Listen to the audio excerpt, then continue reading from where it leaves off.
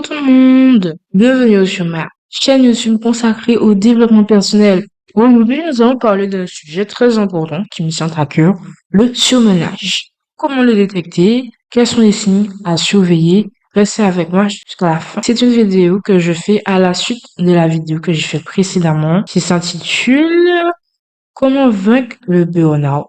Mon parcours et mes astuces. Je vous invite à cliquer sur le petit i et si vous voulez, je vous la mets en fin de vidéo, comme ça vous pourrez la voir après. Mais en attendant, reste avec moi jusqu'à la fin de la vidéo pour tout savoir.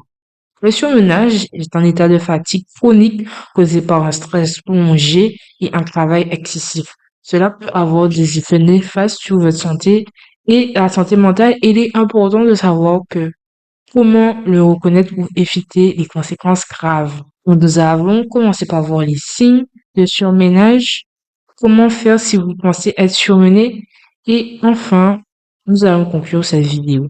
Le premier signe, c'est la fatigue.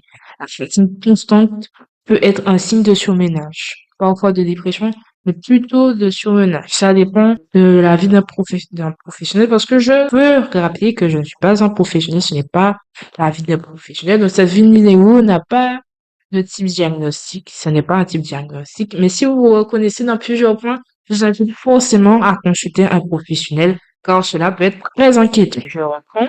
Vous pouvez vous sentir fatigué même après avoir dormi suffisamment. C'est le sentiment que du fait que vous couchez tôt, peut-être que vous vous levez tôt, etc. Mais c'est un sentiment assez étrange. Vous vous disiez, mais vous vous demandez, mais qu'est-ce qui m'arrive? Je dors suffisamment, je dors tôt, je me lève peut-être tôt, et je me retrouve suffisamment, je comprends pas. Non, c'est un signe de surmenage.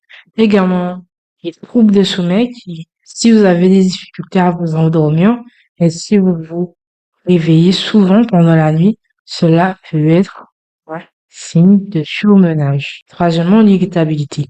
Si vous êtes facilement irritable, que vous avez de mauvaises humeur, cela peut être un signe de surmenage. Il y a également la diminution de concentration.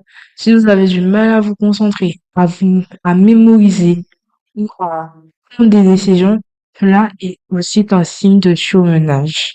Il y a également le trouble physique comme des maux de tête, des migraines, des douleurs musculaires, des douleurs abdominales peuvent être aussi des signes de surmenage tels que aussi l'anxiété. Si vous êtes constamment inquiet, anxieux, cela peut être aussi un signe. Il y a également la peur d'appétit. Si vous avez peur de l'appétit ou si vous avez des troubles alimentaires, cela peut être également un signe. Ce n'est pas forcément de la déprime, de la dépression ou du passager. Ça peut être vraiment un signe de surmenage. Mais dans ce cas, que faire si vous pensez être surmené? Premièrement, prenez le temps pour vous. Accordez-vous du temps pour vous reposer, faire des activités qui vous plaisent, ou simplement c'est plus facile à dire que le faire, mais vraiment, ne rien faire. Vraiment, ne rien faire. Au mieux vous reposer, calmer votre esprit et un peu souffler, être moins somnolent. Ça, croyez-moi, ça va vous faire du bien. Faut juste trouver le temps pour le faire. Ça, c'est compliqué de trouver du temps.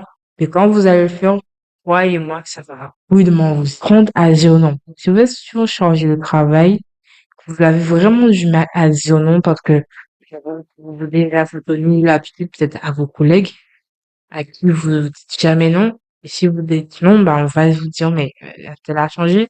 Peut-être parce que l'image que vous donnez au travail, c'est celle qu'on garde de vous tout au long. Mais vous pouvez pas dire non à des services que vous pouvez pas forcément faire, que bah, vous avez déjà tellement de tâches à faire. Quelqu'un vous demande de lui rendre un service ou bien prendre une responsabilité en plus. Et quand vous vous sentez redevable, vous prenez le sens du devoir, vous avez du mal à dire non. Alors qu'il est important d'apprendre à dire non pour certaines tâches ou même de demander de l'aide. Faire de l'exercice régulièrement peut aider aussi à réduire ce stress et à améliorer votre bien-être général. Dormez suffisamment. Peut-être que le fait de vous sentir fatigué alors que vous dormez suffisamment, vous allez me dire, ça sert à quoi? Je le fais déjà.